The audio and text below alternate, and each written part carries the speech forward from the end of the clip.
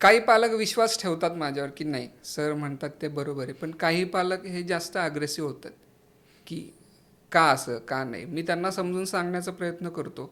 ऐकलं तर ठीक आहे, नाही ऐकलं तर मी गोष्टी सोडून देतो. कारण हा क्लास असा आहे की हा नेसेसरी नाही आहे तसा, जसा अभ्यासाचा असो किंवा दुसऱ्या गोष्टी.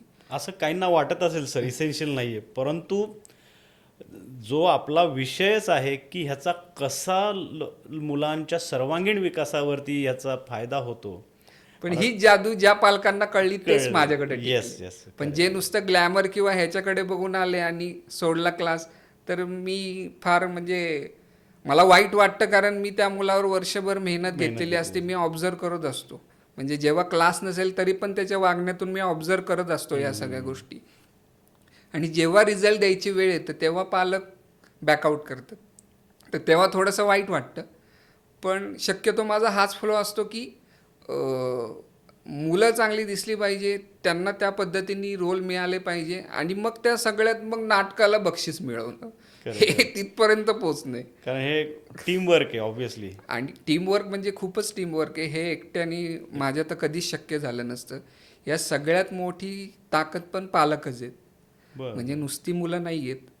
जेव्हा आम्ही नाटक बसवायला सुरू करतो, आता आमची एक पालकांची एक टीम झाली जी बॅकस्टेजला खूप खूप म्हणजे प्रचंड धावपळ करत असते. कारण ऑब्व्हियसली लहान मुलांचीच टीम असल्यामुळे मुलांकडनं ते अपेक्षा नाही. मोठमोठे मोडे असतील, हो स्टेजवरती आपण लेवल्स लावतो, हो. हे लावतो. तर मला वाटतं ह्यात तुम्हाला पालकांची अवश्य मदत लागत असेल, तर ते तुम्ही कसं त्यांना. सखीपासून ही खरं तर सुरुवात झाली. सखी, एका कळीची गोष्ट, विद्यालय, आत्ता सदाबार असेल, सर्कस असेल, ह्या सगळ्या गोष्टीला आपण मग नेपथ्याकडे पण जास्त वळलो. कारण पालकांचा विश्वास हळूहळू वा वा वा. संपादन झाला आणि पालक स्वतःहून इन्वॉल्व झाले.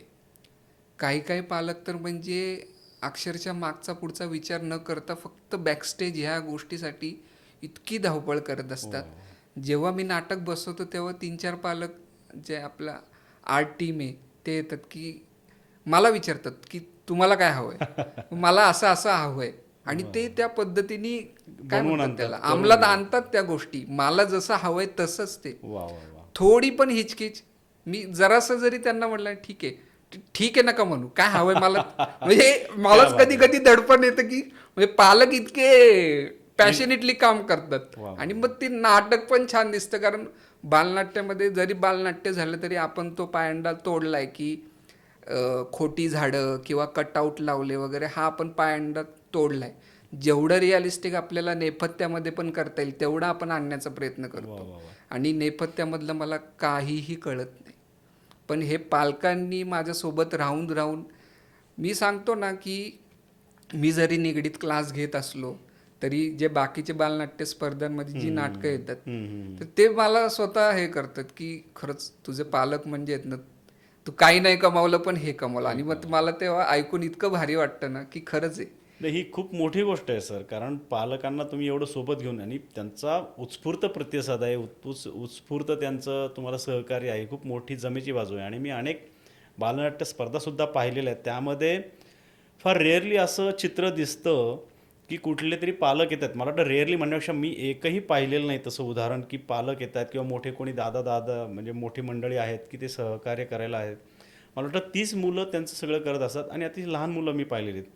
परंतु तुमचं एकमेव असं उदाहरण दिसतंय मला, आणि ही खूप मोठी जमेची बाजू असावी तुमच्या सक्सेसच्या माझ्याकडे मागे. म्हणजे नुसतं नाटकाच्या बॅकस्टेजला नाही, नाटक म्हणजे काय क्लासवरून टेम्पोत भरण्यापासून ते शो झाल्यानंतर परत टेम्पोत भरून परत क्लासवर व्यवस्थित ठेवणं, इथपर्यंत पालक करतात. वा की वा. म्हणजे मला एवढीशी पण गोष्ट करावी नाही लागत नाही. आणि मी त्यासाठी खरंच ब्लेस आहे की असे मला पालक लाभलेत.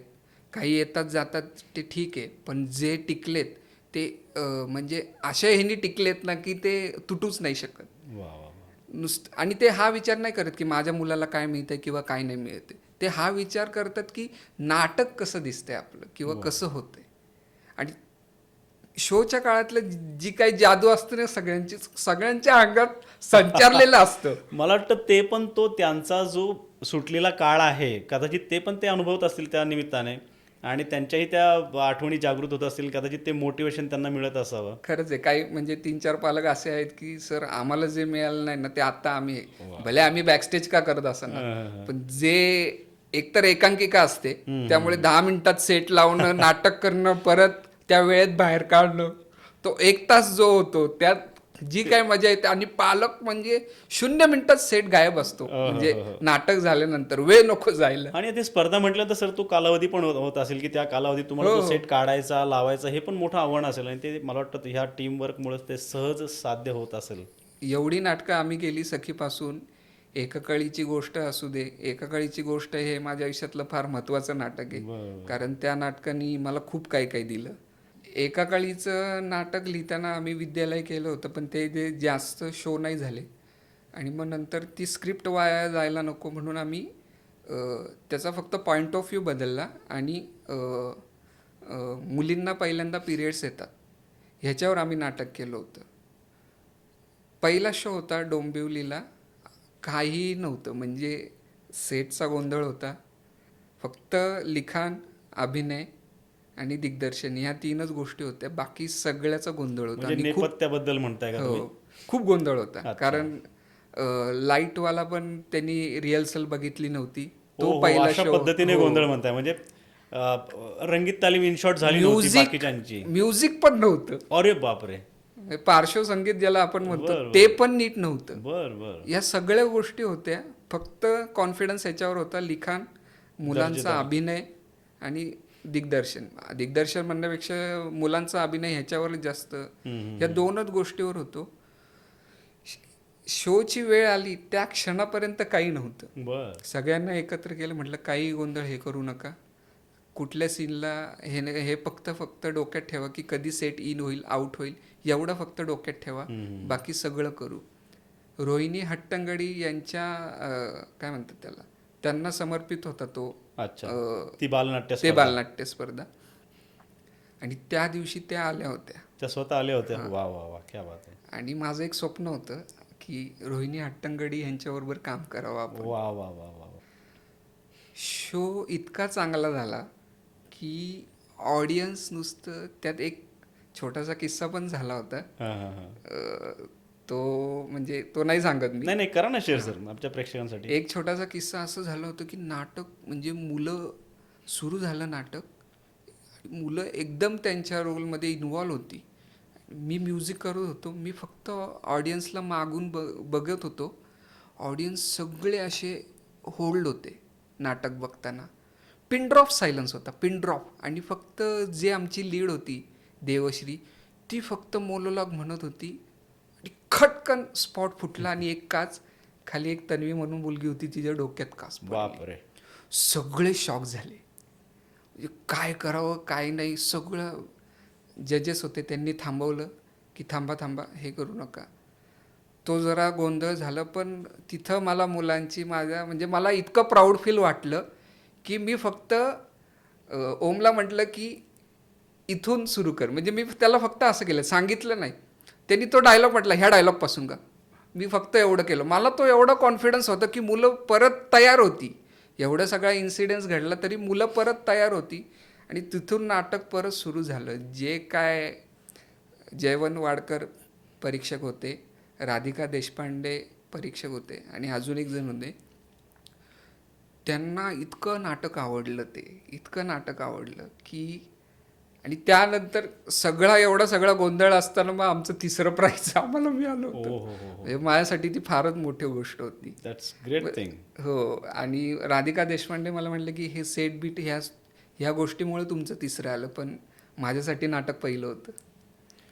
मला वाटतं हीच खरी पोचपावती आहे आणि हीच खरी तुम्हाला, मला वाटतं, मिळालेली यश आहे तुम्हाला मिळालेलं. आणि एका काळीची गोष्ट, अजून एक उदाहरण सांगायचं झालं तर अजित पर्व म्हणून एक एकांकिका स्पर्धा होती, जे म्हणजे पहिल्या 3मध्ये ज्यांना बक्षिसं मिळाली आहेत त्यांच्यासाठी होतं.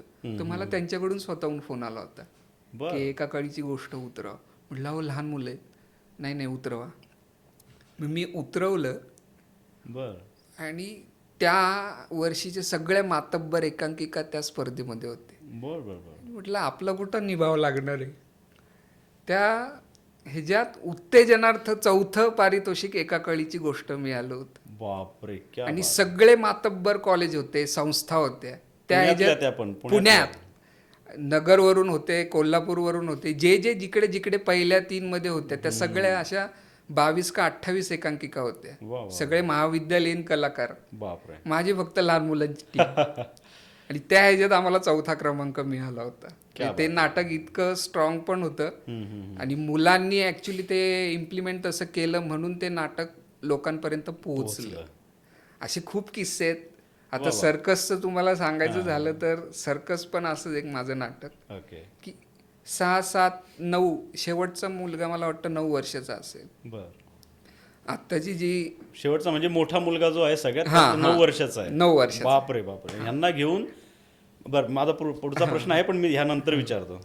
तर राज्यनाट्य बालराज्यनाट्य आत्ता जी फायनल झाली बर. त्यात आम्ही केलं.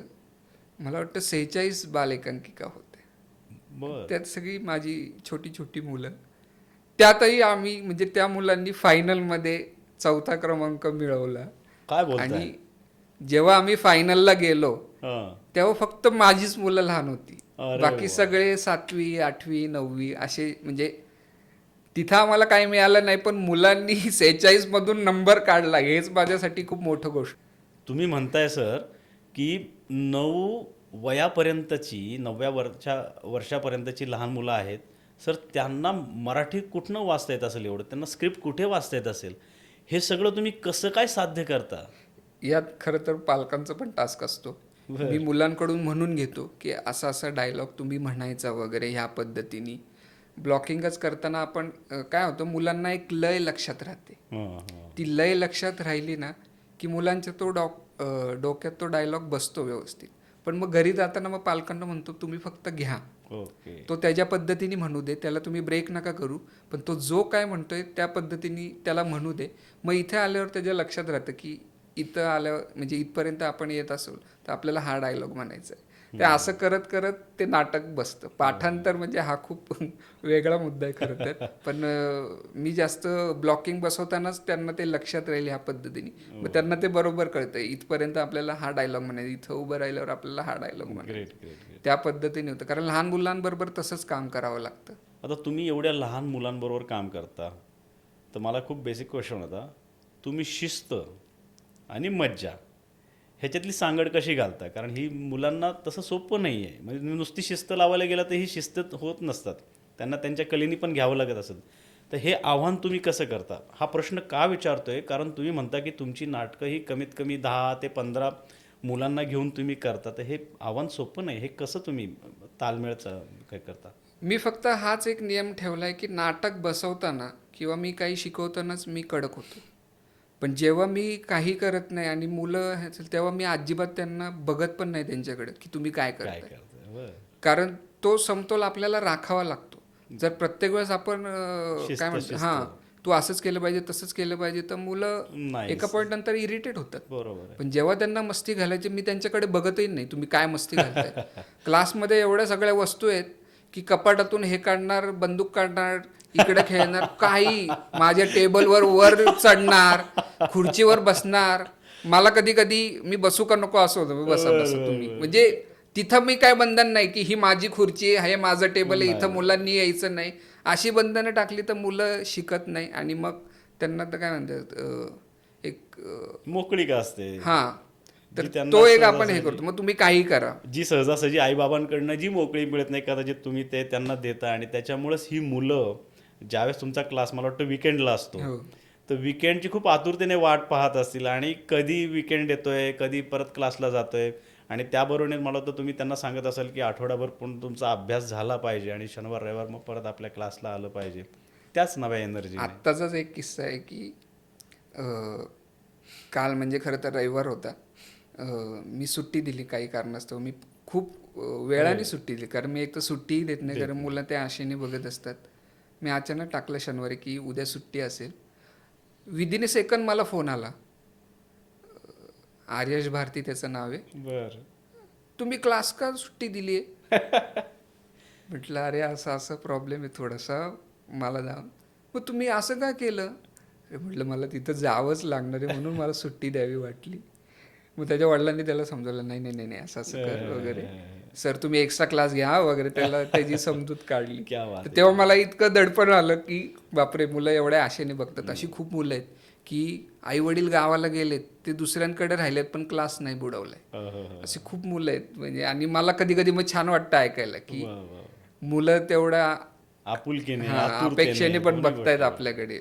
म्हणून मी खूप क्वचित सुट्टी देतो क्लासला. शनिवार रविवार आता अख्ख्या जगाला माहिती आहे की अमय गोरे शनिवार रविवार हा अवेलेबलच नसतो, कारण फक्त त्याचा क्लास असतो. क्लास असतो. आणि त्याच्यामध्ये कधीच कोणी येत नाही. क्या बात आहे. इव्हन कुटुंब सुद्धा तुमचं त्यांना आता सेट झालं असेल, घरच्यांना सगळ्यांना. घरच्यांना पहिले वाटलं की हे काय लहान मुलांचं सुरू करतं, कारण पहिला पॉईंट ऑफ व्ह्यू सगळ्यांचा असाच असतो, लहान मुलांचं म्हणजे काहीतरी टाइमपासच.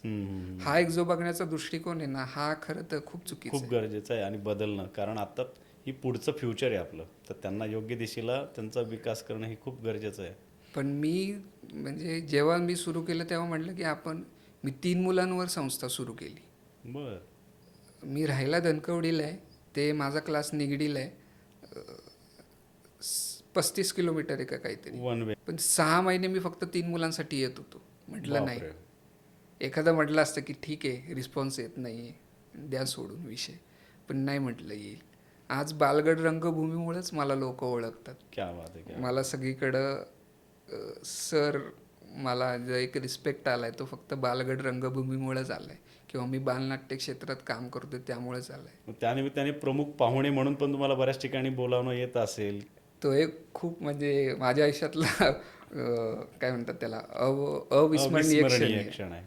कारण मी शाळेत असताना आपलं स्कूल कुठलं सर? मी न्यू इंग्लिश स्कूल टिळक रोडचा. अरे वा. बर. म्हणजे मी 5वी ते 10वी तिथं शिक्षण घेतलं. आणि शाळेत असताना मी फार असं काय बरा नव्हतो, बर. म्हणजे अभ्यासात पण नव्हतो. बर, मुलांनी ऐकायचं नाही म्हणून सांगू का 2 म्हणून मी मिनिटं? ते सांगत पण नाहीये. पण मी अभ्यासात तर बरा नव्हतोच, पण फार शब्द म्हणायला मस्तीखोर होतो मी. बर बर. ओके. मी सगळ्या सरांचा मार खाल्लाय म्हणजे शाळेत असताना. सरांचा उल्लेख करायचा असं झाला तर काय नाव घ्या आता? पडेर सर आहेत, जोडगे सर आहेत. बर. हे दोघेही मला वर्ग शिक्षक होते. बडे सर आणि जोडगे सर. हा, पडेर सर मला गणिताला होते आणि जोडगे सर हे माझे वर्ग शिक्षक होते. बर बर. प्रचंड मार खाल्लाय मी. पण जेव्हा मी जसं सांगितलं की मी सर्कस नाटक बसवत होतो आणि जोडगे सरांचा मला फोन आला. आता मला वाटतं मी 10वी 2008ला पासआउट झालो. जोडगे सरांचा मला फोन आला की आमेय, बोला ना सर, ह्या वर्षी तुला गॅदरिंगला प्रमुख पाहुणे म्हणून बोलवायचे.